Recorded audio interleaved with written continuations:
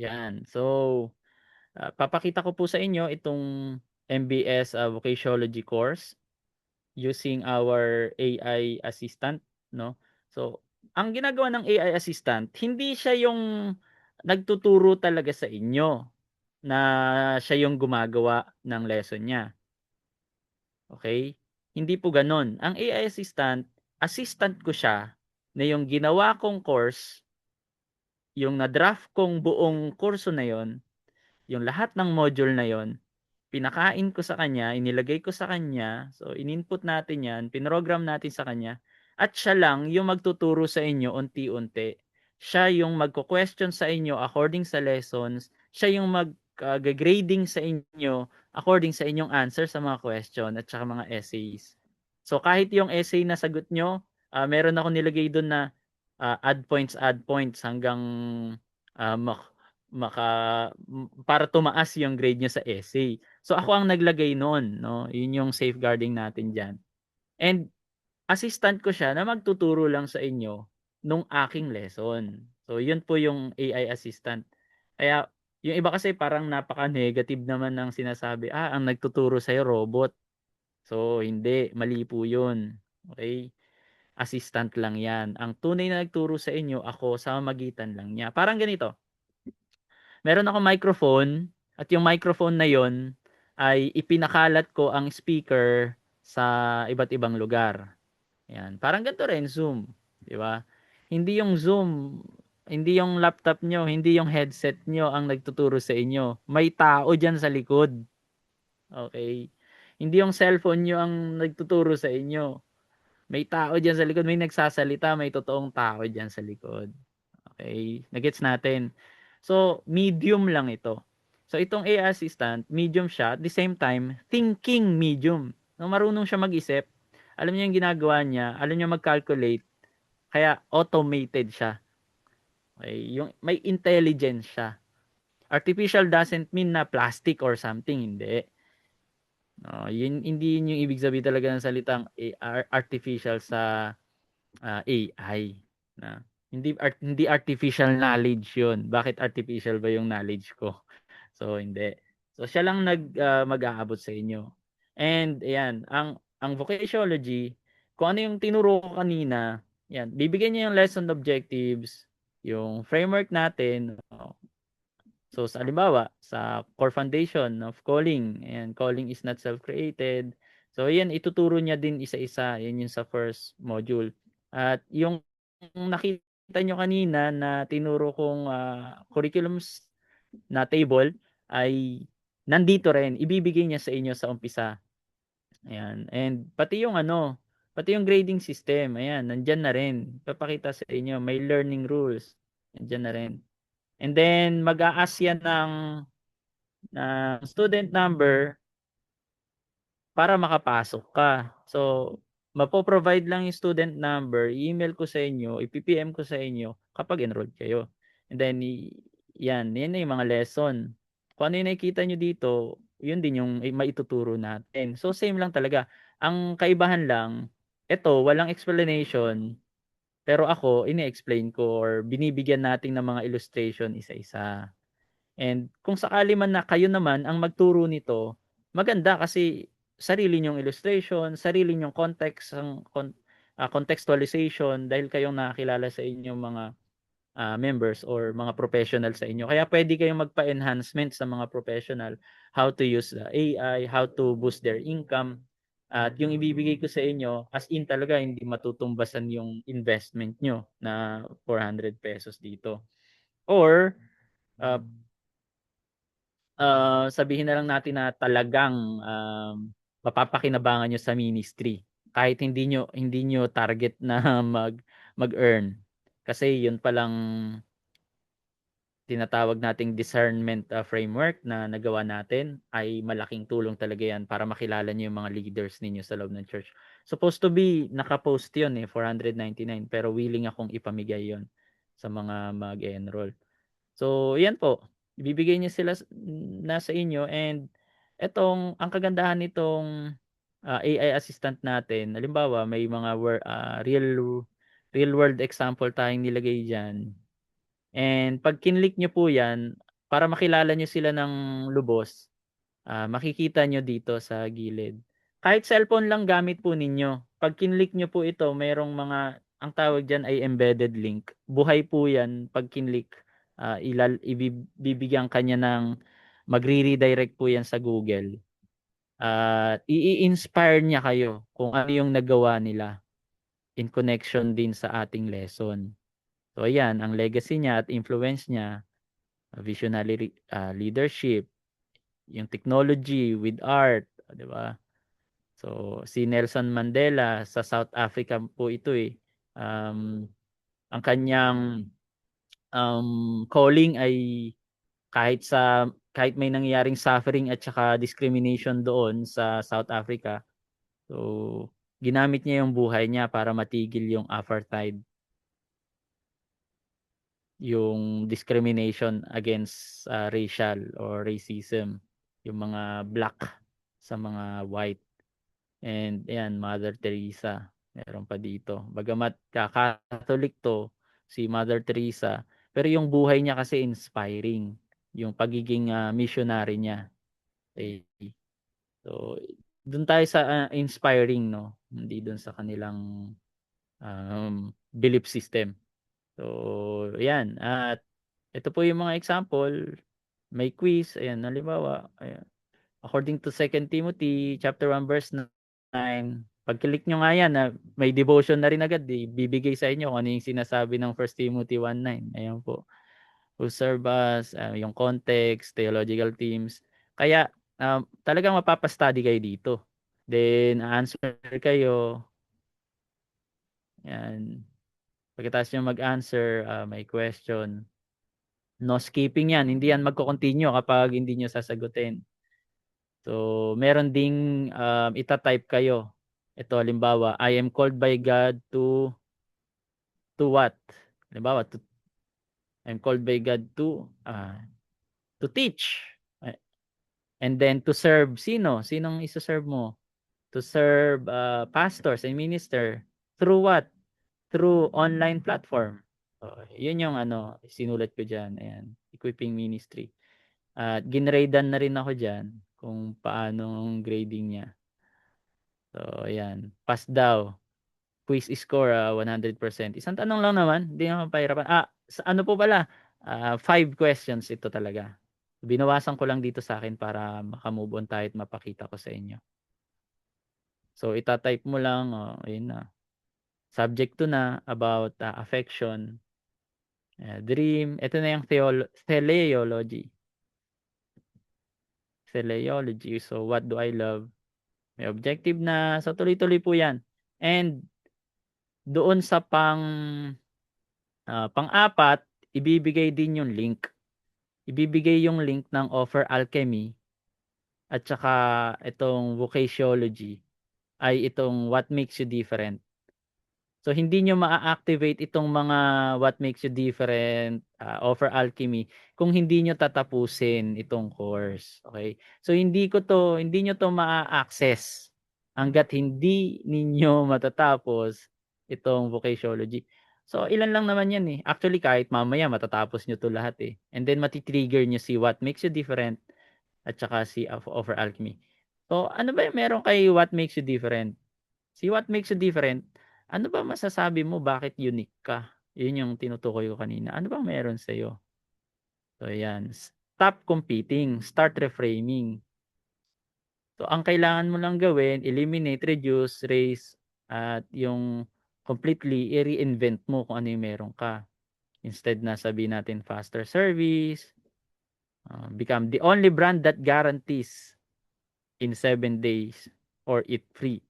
Parang talagang very ano niyo, may mga gano'n kasing offers ngayon, no? Sige, 'pag hindi kayo nakontento, free lang 'yan. Huwag niyo nang bayaran. So, gano'n yung very promising kasi totoo. Totoo talaga. So, kung ano yung experience mo, your skills, perspective, sasabihin mo lahat dito, lahat ng gusto mo kahit nung bata ka, yung mga ginagawa mo, lahat ilalagay niyo diyan. And then tutulungan ka niya. Ask yourself, what do clients or always thank for you? What do you naturally? Si Mrs. ko nga minsan pinagawa ko. ang gusto daw niya yung mga magluto, yung mga bata turuan, magkwento sa kanila. So, pagka gano'n niya, meron pa rin siyang niche at may sinuggest sa kanya, ang maganda sa'yo, mag-content ka, ganito, ganyan. So, puwede kang magsulat ng book, ganito ang gawin mo. Actually, madali yung may ginawa rin akong, isang AI assistant na yung testimony niyo ay magiging, course. Ikalawa, isang AI assistant na yung testimony niyo ay gagawin niyang book. So, dalawang klase 'yun. And kung interested kayo, puwede niyo siyang ma-avail. Puwede niyong i-avail sa'kin and i-publish natin, publish natin. So, kung interested kayo talaga, tutulungan kayo ng AI assistant na 'yun na gawin niya chapter by chapter. Ang kagandahan nun hindi si AI ang gumawa, testimony mo 'yun, eh, ikaw 'yun, tinulungan ka lang niyang ayusin. Tutulungan ka niyang i-English, tutulungan ka niyang gawing Espanyol kung gusto niyo. So 'yun ang kagandahan niya. So what do I do naturally? What unique combination do I bring? Napakaganda nitong, what makes you different. Tutulungan ka niya kung may business kang currently, i-go-grow nila 'yan. And kung food ba 'yan or, kahit ano basta as in.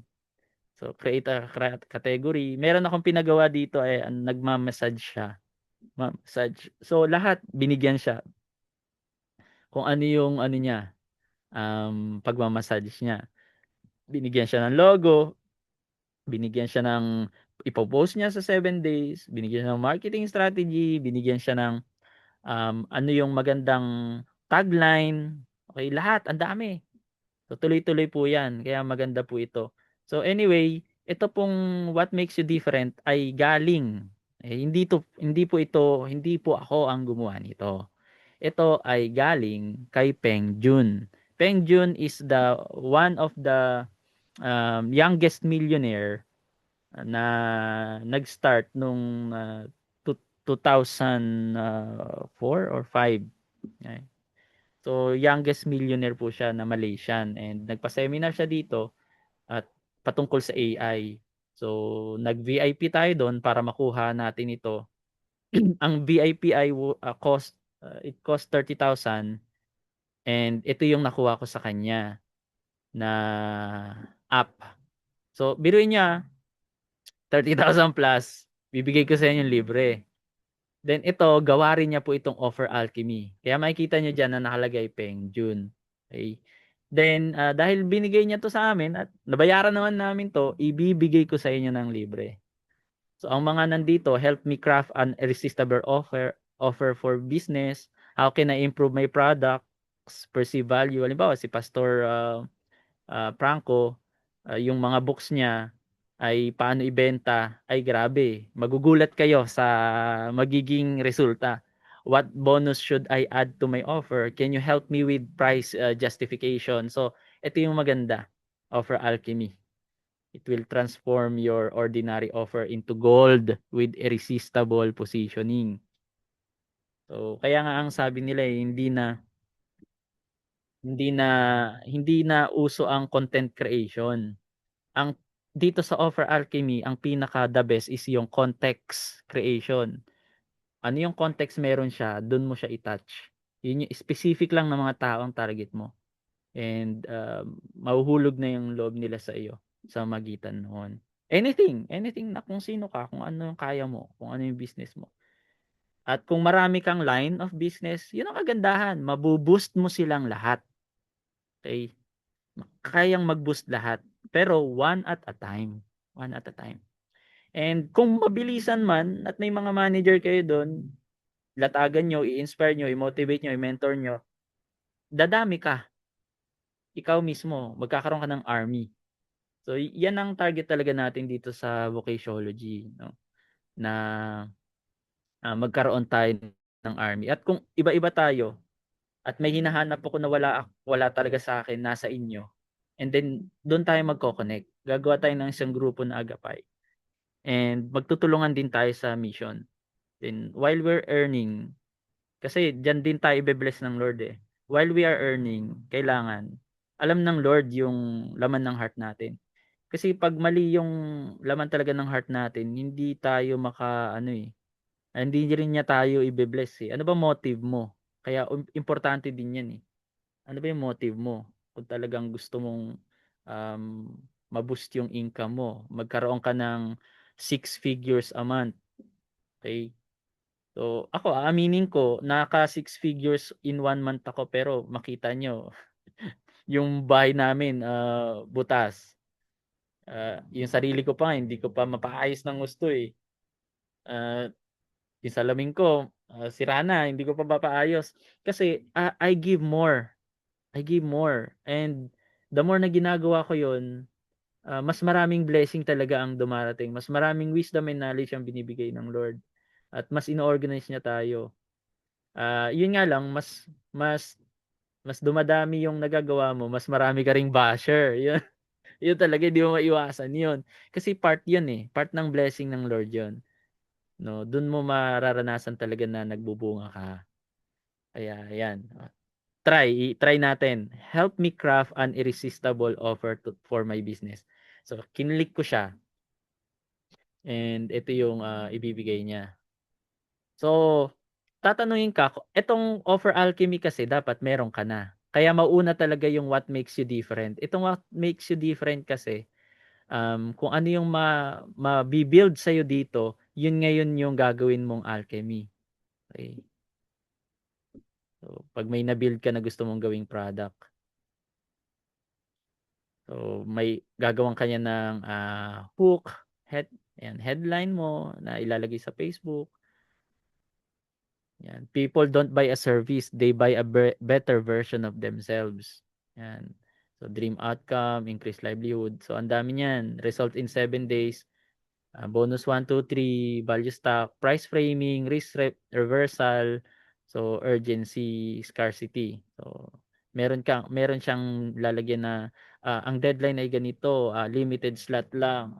Itong bonus na to it will expire on. Because yun naman talaga ang style ng ano eh, ng marketing din. So may mga offering dito na week na sinasabi niya and merong irresistible offer na sinasabi din. Lose your first 5 kilograms in 21 days without starving or you don't pay. Pag hindi pag hindi ka daw nag-lose ng 5 kilograms, biruin mo ganun siya ka-promising. Hindi ka na magbabayad. So, 'di ba? Napaka-irresistible niyan. At ganun dapat ganun dapat ang ano. So magbibigay ka ng solution and then meron ka rin dapat na offer na ano, na sigurado ka. At kung hindi man ma-hit, eh, di pamigay mo, hindi ka naman nawawalan diyan, eh. So, ayan po. Isa pa lang 'to, isa pa lang ito sa offer alchemy na tutulungan kayo sa isang bagay na 'yon. Kaya maganda na na maituloy at i-enroll natin ito. So, ito po yung isa sa discernment, framework natin. Ang discernment framework naman ay tutulungan kang kilalanin lahat ng tao mo. Lahat ng tao sa paligid mo. Kung ikaw ang ano, ibig ko sabihing tao mo ay kung ikaw ay may-ari ng business at may mga tauhan ka or helper ka, mga employed sa'yo. Maunawaan mo sila. Kung ikaw naman ay pastor, maunawaan mo yung mga members mo, mga leader mo sa loob ng church. Bakit ganun sila mag-react? Bakit ganun sila very resistive sila sa pinapagawa mo? Kasi hindi sila yon. So, maganda dito, aalamin talaga yung character mo, love language mo, nila, o ikaw, syempre ikaw ang mauna. Sabihin natin dito Tagalog halimbawa. Ang kagandahan nito, magandang ipasagot sa mga church leaders, church members. Kayo lang ang bibili nito at libre niyo ng ipamigay. Okay?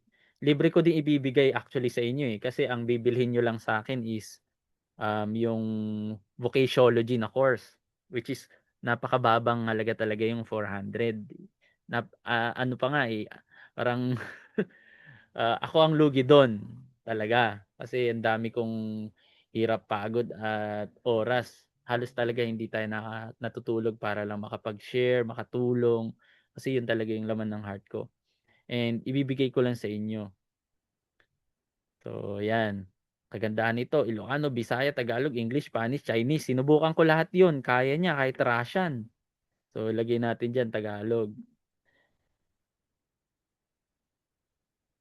So yan yung mga itatanong sa'yo, yung temperament mo, isusunod niya yung, 16 na personality mo para malaman kung ano siya, o kung dreamer ka ba, visionary ka ba, manager ka ba.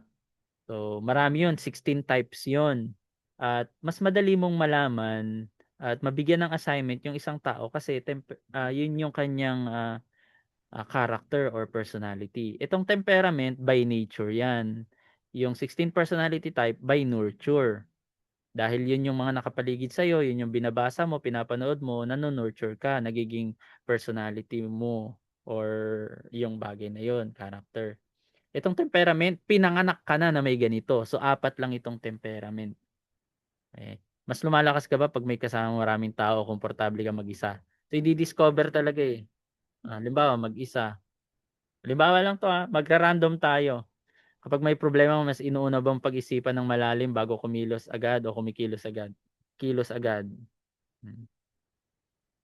Habang sinasagot nyo, ang kagandahan niyan, madi-discover na rin kung ano yung temperament mo. Kung may hindi pagkakaunawaan, mas madali ka bang magpahayag ng nararamdaman o itago? So dahil doon tayo sa itago. Kasi mag-isa nakalagay. So, kapag may kailangan ka desisyonan, umaasa ka ba sa lohika o sa malinaw na datos o nararamdaman o pakiramdam?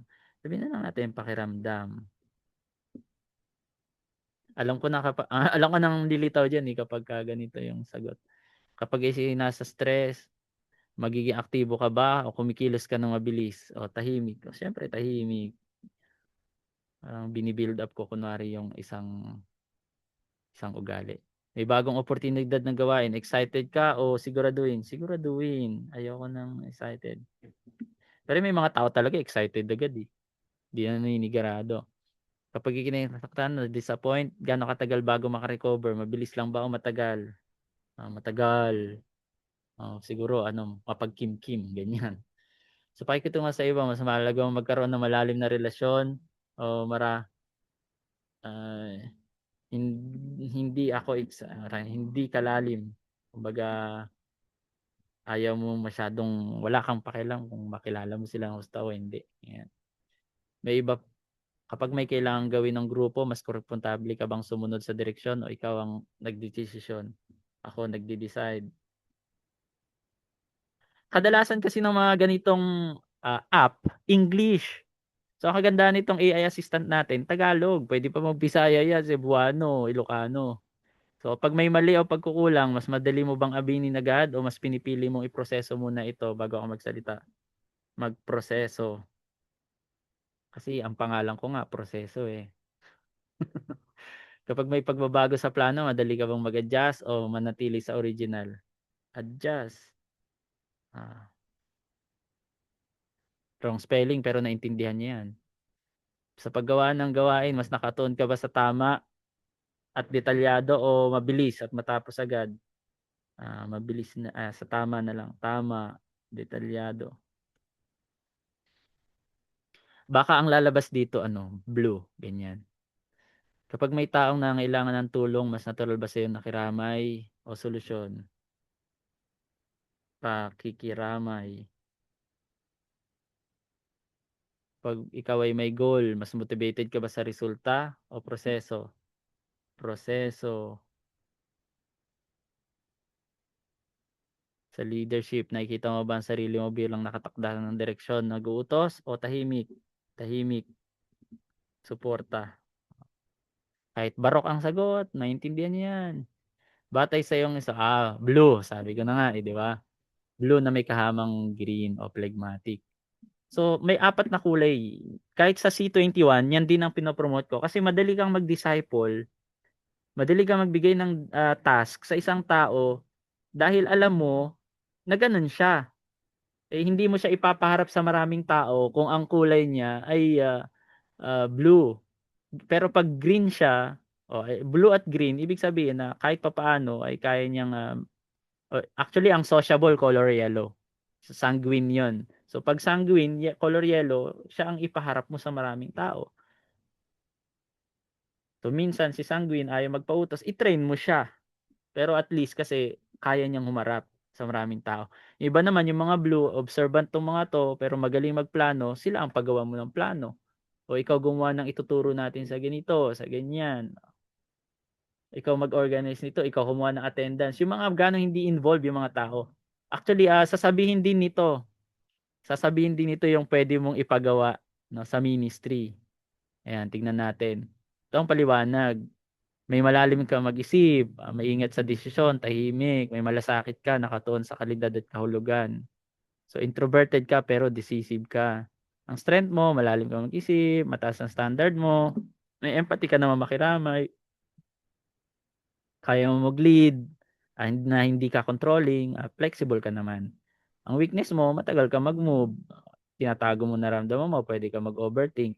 So sinasabi din niya dito kung ano ang ministry insight. Maaga pa, hindi pa final.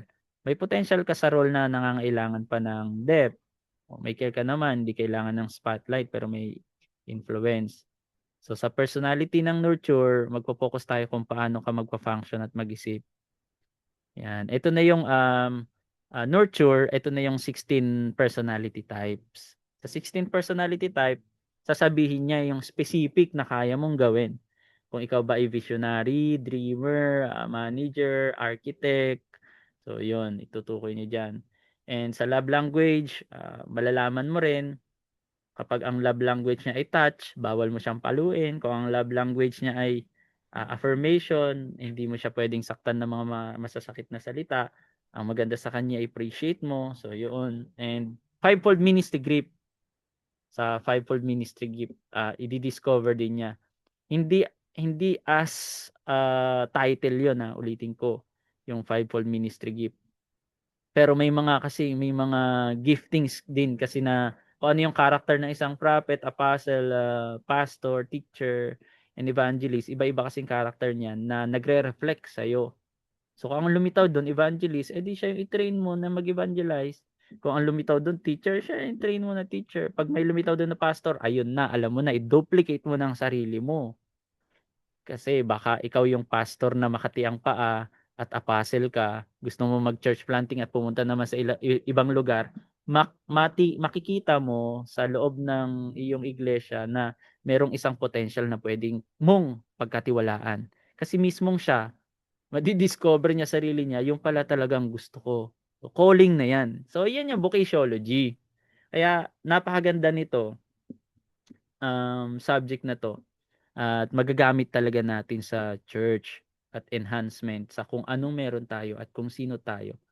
At tutulungan ka para magamit mo kung kailan, kung paano. So, magandang maganda. Di ba? So, ito po yung mga AI assistants natin. So, kung may question kayo dito, pwede po kayong magtanong or i-comment nyo sa ating comment box.